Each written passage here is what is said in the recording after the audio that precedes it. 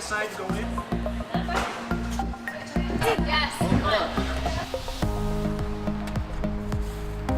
Walls, and then we milled the shiplap ourselves.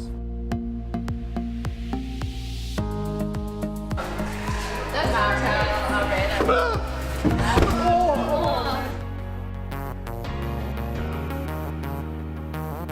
Size are you climbing right here? So this one here goes from about a 5 down to a 4, somewhere in there, black diamond. This guy here is probably about a tipped 5 down to a little bit tighter 5 up top.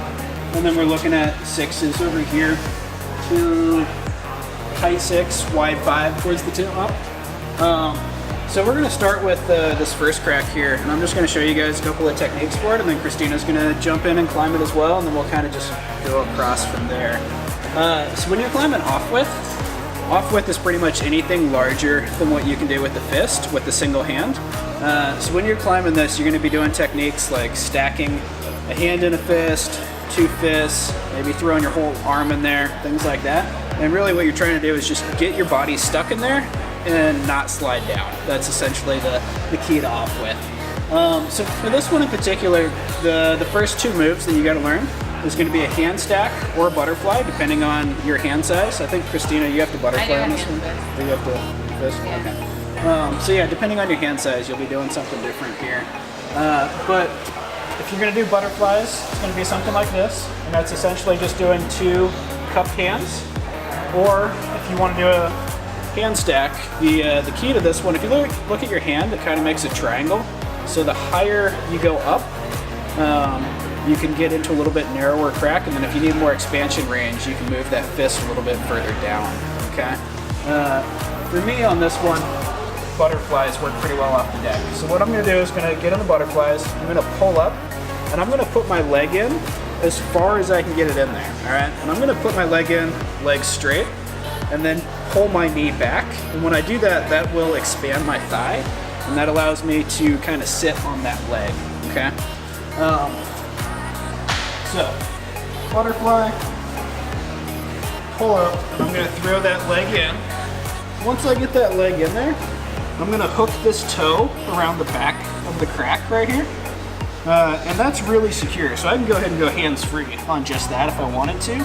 This is a good spot to chalk up, place gear, anything like that. But in order to move off of this, I'm gonna have to reach up as high as I can, place that butterfly again, and then the trick to this one is using your bottom foot. You want to get the heel and your toe in the crack down there, and you're going to cam on those when you take that knee out, okay? And from there, you can kind of shuffle up a little bit, throw that leg back in the crack, and just walk off again, and repeat that process as you're going up, okay? Kristina, you want to show your technique on that one?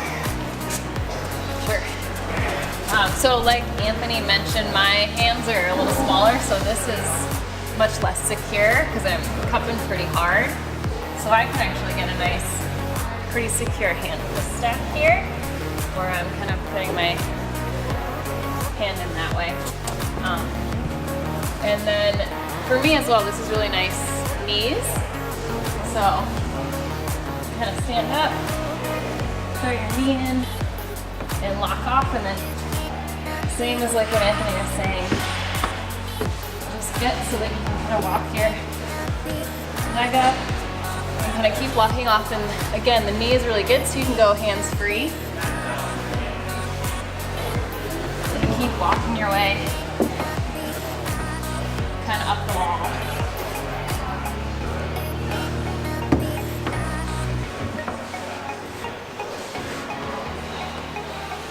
So this knee starts to get pretty tight for me. So I actually end up kind of putting a knee pad on one knee, leaving the other knee free, and then I switch knees right about here.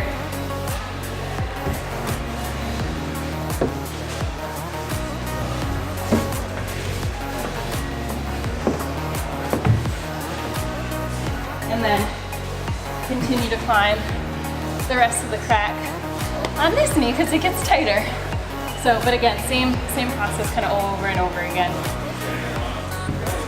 One thing you definitely want to keep in mind, especially on this crack in particular, because it does taper off as you're moving up.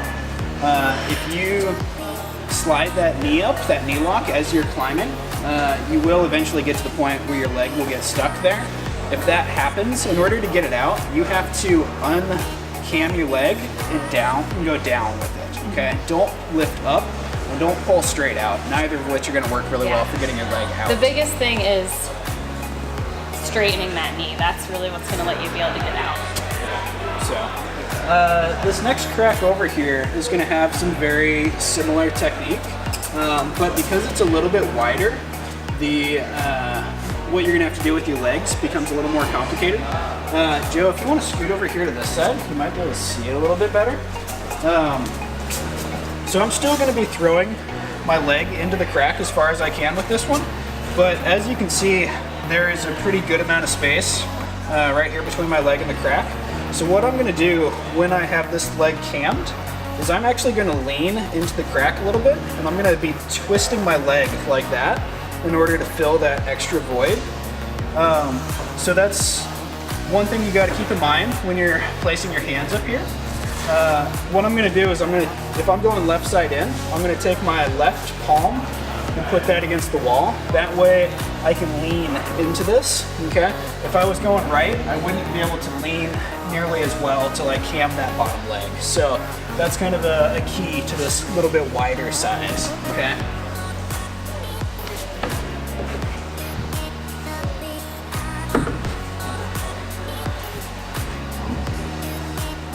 And you can also notice that if you look at my shoulders, I'm really pushing my shoulder line to this right side in order to cam that leg. And when I go to reach up, I'm not leaning back over this direction nearly as much because I want to keep that weight camped towards the right.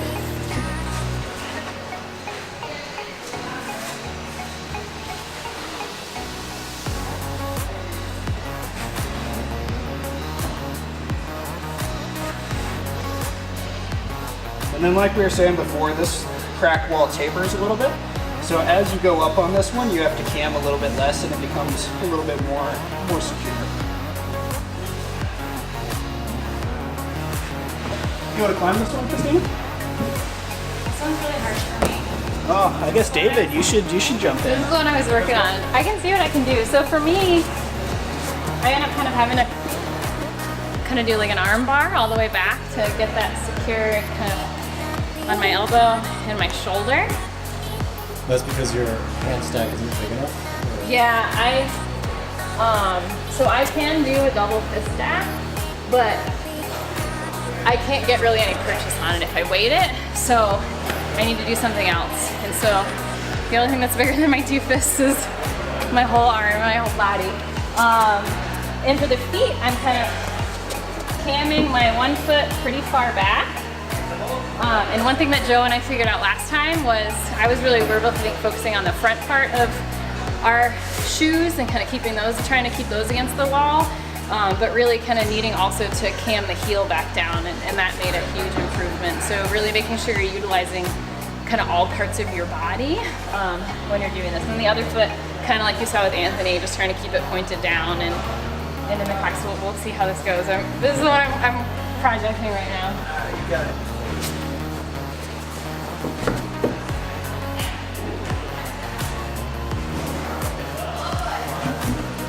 Nice.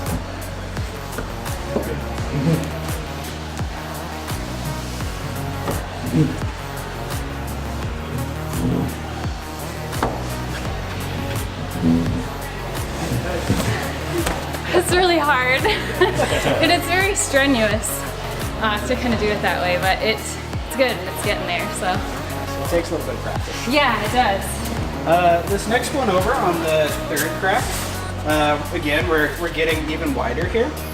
So this one here is going to be, for me, kind of similar technique to what Kristina was just doing, because my hand fists, no longer will work on that one. So I either have to do two fists, or similar to what she was saying, I'll put an arm in and end up kind of doing this with the edge of the crack. Doing this takes a little bit less technique, so a lot of people kind of initially do it that way. But if you can utilize the two fists, it's a little more efficient. So same concept, getting up off the ground. You're gonna have to kind of cam into this crack a little bit because, as you can see, it's definitely larger than your leg.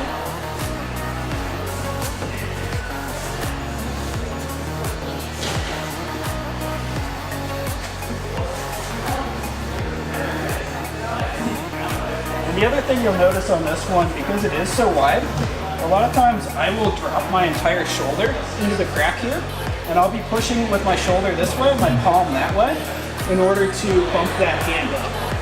And that just gives me one more kind of point of contact in the crack in order to make forward progress on that.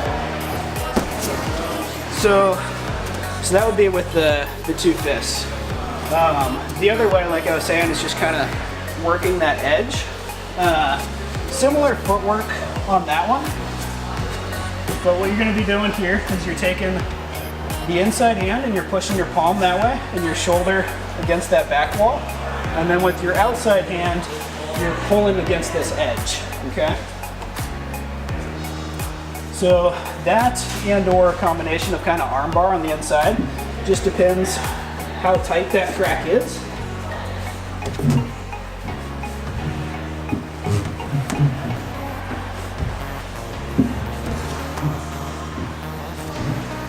And the key when you're doing this, you really got to focus on hand-foot movements and kind of coordinating back and forth.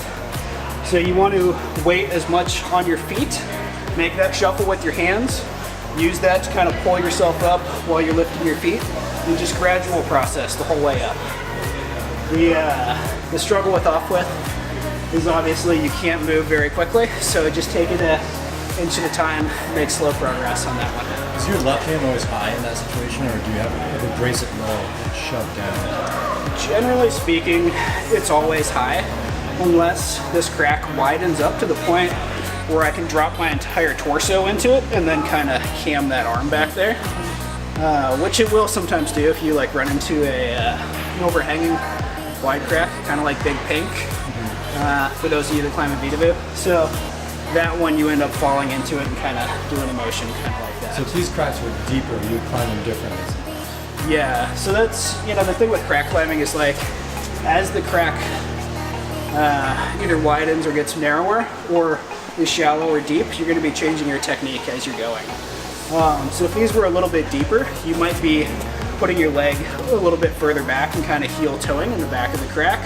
Whereas when it's a little bit shallower, you might even be able to get some purchase off of the toe, kind of in the corner in the back of the crack, or just working the edge a little bit more. So, do you want to hop in on one of these, David? Sure. Give that one a go. I'm going to do the more traditional technique of the pulling on the edge and camming my arm like this. Is it generally referred to as levitation when you talk about hand and fist stacks and the various combinations of that? Or, I suppose Randy Levitt's somebody who kind of made it famous, but I suppose he didn't That's when necessarily you start invent flipping it. upside down. Yeah, I think that's when you start inverting, but I could be wrong. Well, there you go. Well, I can't do that, so I'm not going to do that. We haven't built the invert trainer yet. That's so. right. Not yet. We'll see if we can find it. But if you guys giving us enough feedback on Facebook, Vertical Endeavors might go for it. We'll There see. you go. So let's see here. I'm just camming the feet in front, pulling on the edge. So you see how he's like shuffling. He's going feet first and then upper body. You want to kind of like caterpillar up the crack there.